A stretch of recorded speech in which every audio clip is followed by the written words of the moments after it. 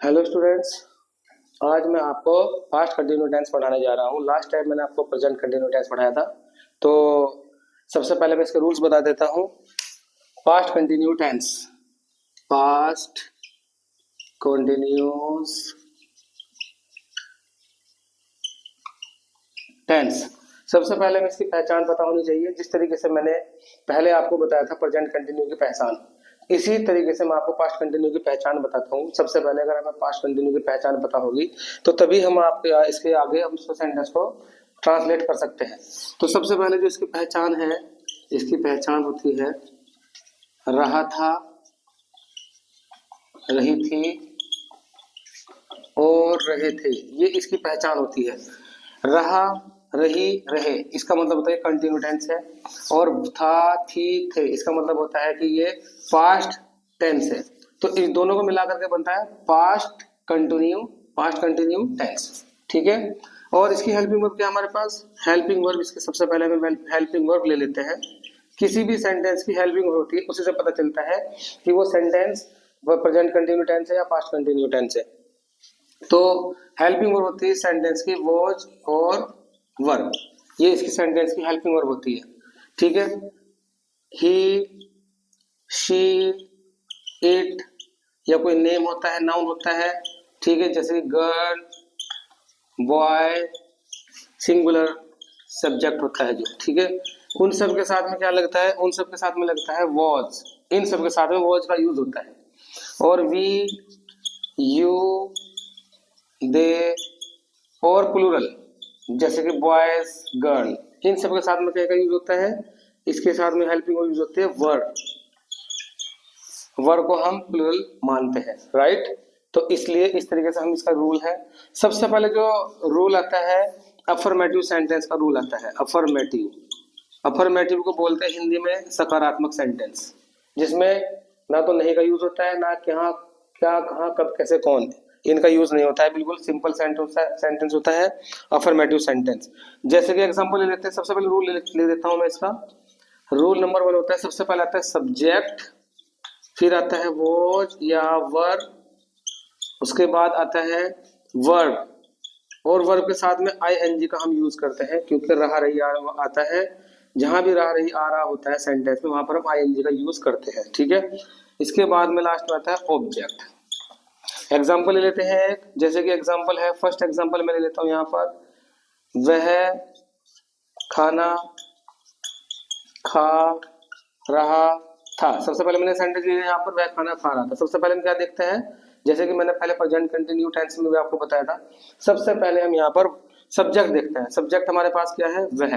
तो वह की इंग्लिश क्या होती है? ही। यहाँ पर वह को इंग्लिश ही होती है बॉयज के लिए, मतलब एक तरह से मेल के लिए। और फीमेल के लिए होती है शी। तो यहाँ पर वह खाना खा रहा था, तो इसलिए यहाँ पर क्या है? ये मेल है, तो इसके लिए हम वह का यूज करेंगे। क्या करेंगे? ही। तो सबसे पहले ही का यूज होगा, उसके बाद में वॉज वर का यूज होगा। अब ही के साथ में मैंने आपको पहले ही बताया, ही के साथ में क्या लगता है? यहाँ पर वॉज लगता है। तो ही के साथ में क्या लगेगा? यहाँ पर वॉज। ही वॉज खा रहा था, इंग्लिश क्या होती है? ईटिंग, क्योंकि रहा आ गया तो इसलिए हम यहाँ पर लिखेंगे eating. He was eating the food. इस तरीके से हम ये वाला सेंटेंस अफर्मेटिव सेंटेंस को कंप्लीट कर लेते हैं। इसके बाद में आता है नेगेटिव सेंटेंस। नेगेटिव सेंटेंस आता है इसके बाद में।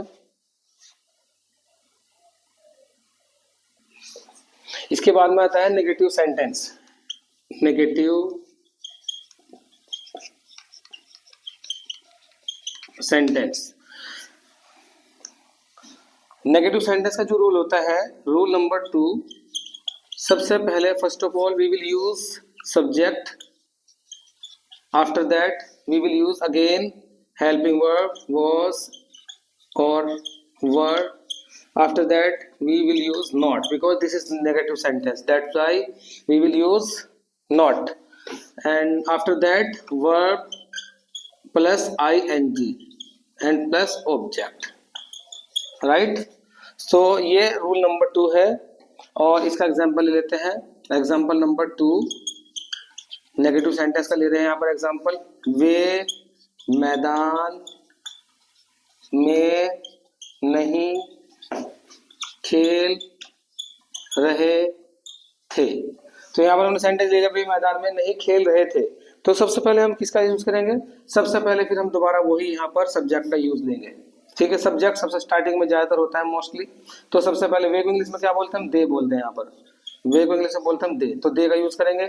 इसके बाद में वॉज और वर में से हम एक लेंगे, क्योंकि दे के साथ में मैंने आपको बताया था वर लगता है, तो इसलिए दे के साथ में यहाँ पर वर का यूज करेंगे, दे वर। इसके बाद में आएगा नॉट, क्योंकि सेंटेंस में नॉट है, नेगेटिव सेंटेंस है, तो दे were not, they were not. खेल रहेगी होती है playing, they were not playing. मैदान में सबसे पहले प्रीपोजिशन में का यूज करेंगे हम, इन द फील्ड। मैदान को फील्ड भी बोल सकते हैं, ग्राउंड भी बोल सकते हैं। ठीक है, right. After that rule number 3, single interrogative, इसको बोलते हैं सिंगल इंट्रोगेटिव। सिंगल इंट्रोगेटिव का यूज करेंगे हम।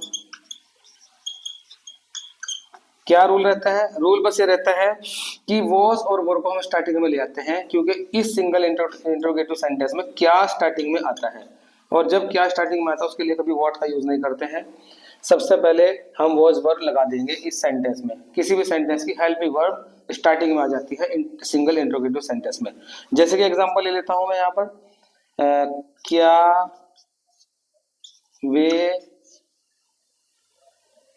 क्या वे अपना काम कर रहे थे, क्या वे अपना काम कर रहे थे। क्योंकि ये इंट्रोगेटिव सेंटेंस है, इसलिए यहाँ पर हम क्वेश्चन मार्क का यूज करेंगे, क्वेश्चन मार्क का यूज करना जरूरी है। तो अभी देखते हैं हम क्या करते हैं। सबसे पहले यहाँ पर हम क्या करेंगे, जिस सेंटेंस में क्या स्टार्टिंग में आता है, तो वॉज और वर को हम स्टार्टिंग में लिखेंगे यहाँ पर। तो और वे के साथ में क्या लगता है, वर लगता है। ऑलरेडी हमें पता है, हमने यहाँ पर भी लगाया है, इसलिए मैंने यहाँ पर वे ही लिया है। तो यहाँ पर हम क्या करते हैं, वर स्टार्टिंग में लगा देंगे, वर, राइट। उसके बाद में फिर सब्जेक्ट आएगा। इस सेंटेंस में थोड़ा सा डिफरेंस यही है, इसके बाद में यहाँ पर क्या आएगा, सब्जेक्ट आएगा, वर दे। फिर उसके बाद में वर्ब आते हैं। वर्ब क्या इसमें, कर रहे थे। कर रहे थे इंग्लिश में आती है डूइंग, वर दे डूइंग। अपना काम, अपना क्या लगता है, अपने इंग्लिश जो लगती है वो सब्जेक्ट के हिसाब से लगती है। सब्जेक्ट यहाँ पर दे है, दे के साथ में इंग्लिश लगती है देयर, तो वर दे डूइंग देयर। और यहाँ पर काम की इंग्लिश क्या होती है, work, were they doing their work. तो यहाँ पर ये सेंटेंस हो जाएगा। ठीक है, इसके बाद में डबल इंट्रोगेटिव सेंटेंस है, वो भी आपको मैं बता देता हूँ। रूल नंबर 3 मैंने आपको बता ही दिया था, क्योंकि वो बहुत सिंपल रूल था। बस उसमें क्या करना था, वॉज और वर्ब को स्टार्टिंग में लाना था। यहाँ पर रूल नंबर 4 है। यहाँ पर रूल नंबर 4, डबल इंट्रोगेटिव, किसको बोलते हैं, डबल इंट्रोगेटिव सेंटेंस। ये डबल इंट्रोगेटिव सेंटेंस है, डबल इंट्रोगेटिव सेंटेंस। तो रूल क्या है इसका, सबसे पहले WH वर्ड यहाँ पर आएगा। उसके बाद में WH वर्ड मैंने आपको पिछले सेंटेंस में बताया था, लास्ट सेंटेंस में, कि WH का मतलब होता है अगर सेंटेंस के बीच में क्या, कहाँ, कब, कैसे, कौन, ये शब्द आ जाते हैं तो इसकी इंग्लिश हम सबसे स्टार्टिंग में लगाते हैं, तो इसको मैं WH लिखता हूँ यहाँ पर। इसके बाद में वही वॉज और वर्ब का यूज होता है।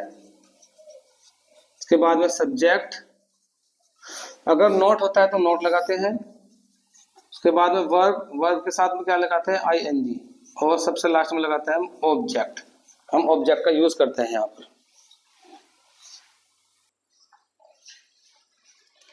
उसके बाद में हम क्या करते हैं, यहाँ पर देखिए ये अब हमने रूल लिख दिया है इसका, रूल नंबर 4। अब इसके बाद में हम क्या लेते हैं, एक सेंटेंस लेते हैं, लेट्स टेक एन एग्जांपल।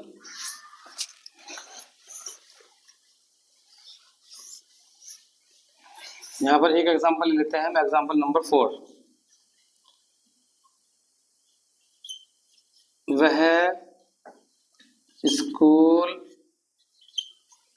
कब जा रहा था। मैंने ये सेंटेंस ले लिया है, स्कूल कब जा रहा था। अब यहाँ पर देखते हैं, देखो सबसे पहले हम कब आ गए सेंटेंस में, कब, कहाँ, कैसे, कौन, कोई सभी इसमें से आ जाता है, तो सबसे पहले उसकी इंग्लिश में स्टार्टिंग में लगाते हैं। तो कब को इंग्लिश में बोलता है वैन, तो वैन यहाँ पर सबसे पहले वैन आ जाएगा। इसके बाद में देखो हमें यूज करना है वॉज और वर का। अब यहाँ पे सब्जेक्ट देखना है, सबसे पहले हमें सब्जेक्ट हमारे पास वह है, और वह की इंग्लिश होती है ही, और ही के साथ में लगता है वॉज। ठीक है, तो सबसे पहले हम वैन लगाएंगे, इंग्लिश लगा करके फिर वॉज लगाएंगे। वैन वॉज ही इसके बाद में आएगी वर्ब, वर्ब क्या है, जा रहा है, जाने के लिए सकती है going, when was he going to school, ठीक है। तो क्वेश्चन मार्क का यूज करेंगे यहाँ पर। इस तरीके से हम इस सेंटेंस को बना लेते हैं। यहाँ पर जब भी सेंटेंस के बीच में कहाँ, कब, कैसे, कौन, ये सब आएगा तो इसके लिए सबसे स्टार्टिंग में लगानी है, फिर इसके बाद में वॉज वर्ब का यूज करना है, हमें सब्जेक्ट का यूज करना है, नॉट, वर्ब के साथ आईएनजी का यूज करना है, प्लस ऑब्जेक्ट का यूज करना है, ठीक है। तो इस तरीका हमें सबसे पहले रूल को रन करके समझ करके उसको फिर सेंटेंस को बनाया है, ठीक है। Student, thank you very much. Hope you have understood the sentence very well, and don't forget to subscribe and don't forget to click on all bell icon. Thank you very much. Thank you.